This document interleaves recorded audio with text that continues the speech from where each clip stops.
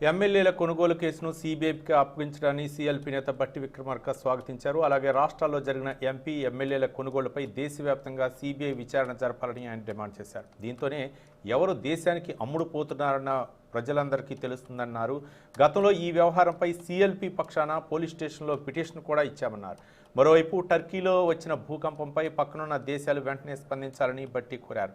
వైద్య బృందాలు, ఔషధాలు పంపించి సహాయక చర్యలు చేపట్టాలని సూచించారు. సాటి దేశస్థులను కాపాడుకుని మానవత్వాన్ని చాటుకోవాలని పేర్కొన్నారు సీఎల్పీ నేత బట్టి విక్రమార్క.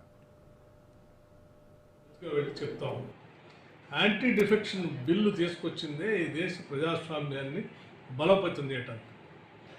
ఆ బిల్లు తూట్లు పడుస్తూ దేశంలో అనేక రాష్ట్రాల్లో ఇది ఒక విచ్చలవిడిగా జుగుప్సకరంగా జరుగుతాం.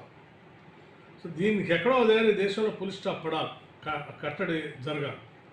కాబట్టి డెఫినెట్గా దీన్ని నేను సిబిఐ టేకప్ చేసి ఈ దేశంలో ఎక్కడెక్కడైతే గత 5-6 సంవత్సరాల నుంచి అట్లీస్ట్ ఈ టర్మ్లోనైనా ఇట్లా యాంటీ డిఫెక్షన్ బిల్లు తూట్లు పడుస్తూ పార్టీలు మారినటువంటి శాసనసభ్యులు అందరిపైన, పార్లమెంట్ సభ్యులపైన అన్ని రాష్ట్రాల్లో కూడా దీంట్లో ఇంక్లూడ్ చేసి డీటెయిల్డ్గా ఎంక్వైరీ చేస్తే అసలు ఎందుకు ఈ శాసనసభ్యులు ఒక పార్టీ నుంచి ఇంకో పార్టీలో పోతున్నారు, అసలు ఎక్కడెక్కడ వీళ్ళకి లాభాలు జరుగుతూ ఉన్నాయి, ఎవరిని అమ్ముతున్నారు, ఎవరిని కొంటున్నారు అనే కూడా విషయాలన్నీ కూడా ఈ దేశ ప్రజలకు తెలిస్తే మంచిదని నేను నమ్ముతాను.